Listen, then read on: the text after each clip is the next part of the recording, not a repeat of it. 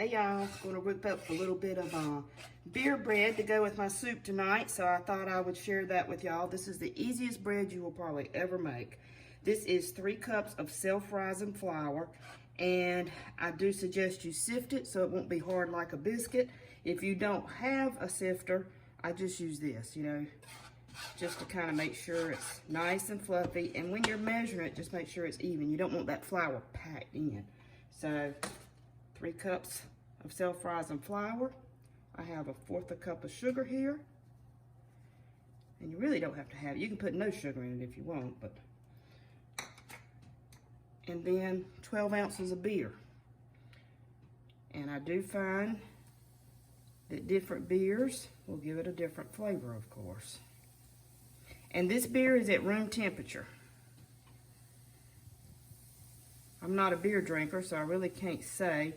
Now, I've heard it say that the darker the beer, like a stout or something, is a little stronger bread, and that makes sense.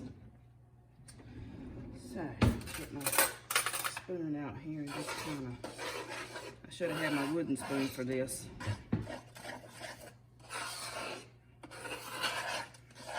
Oh, I can smell that beer.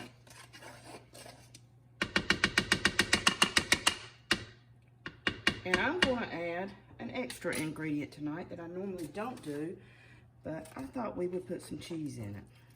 And this is just a sharp cheese. Now this is 1 cup that I grated. I'm not sure if I'll need all that. I might save just a little bit for the top maybe. And you can add, you know, rosemary, garlic. You could do a sweetbread probably, cinnamon or something. Let me grab my wooden spoon. I'll be right back.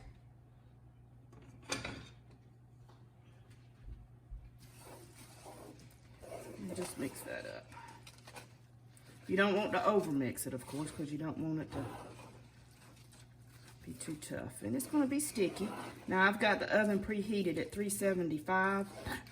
Sometimes when people are making breads, they like to go ahead and put the bread in there and then heat the oven up to kind of give it that rise. But hopefully this will be fine. I had already preheated it.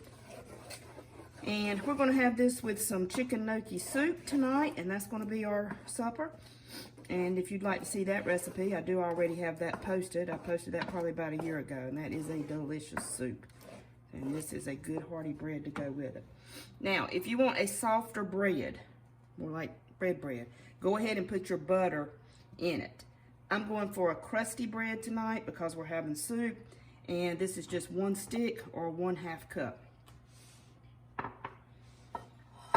Normally I use a Pyrex pan, but I just got this Pampered Chef pan and I was really anxious to try it out. Let's hope it works as good as my Pyrex. But notice I did not mix that very strong. I just enough to get it good and wet and mixed. I think I have a habit of over mixing things sometimes in baking, and that's where you fail and it gets a little tough. My refrigerator's making all kinds of fuss in the background for some reason. Must be the ice maker. Alrighty. I'm just gonna give that a little shape right there. And now, I'm just gonna pour this butter over it. And that butter's gonna seep down actually all the way to the bottom in the crust, and it's gonna make a, like I said, a crusty bread. It's going to be kind of harder on the outside. I don't think I'm going to need all that butter. I think I'll wait and put all that on it. It looks like a lot, don't it? Might be the pan. And I'm just going to go back and add a little cheese here. I already got a lot of garlic in my soup, so maybe this cheese bread will balance it out. And that's it, y'all. I'm just gonna stick this in the oven for about an hour and we'll be back. Hey y'all, this bread's been in here for about an hour. It looks yummy. Good cheesy bread. I'm gonna let it sit there just for a bit to cool off. Take my knife around the edges and pop it out. Okay, I let this cool off just for a little bit, y'all, and I really wish you could smell it. So there it is, a nice good cheesy bread, very quick, very easy, makes good gifts, just a quick bread to do. I think next time I'll add some jalapenos. Thanks y'all for watching, and don't forget to say your blessings.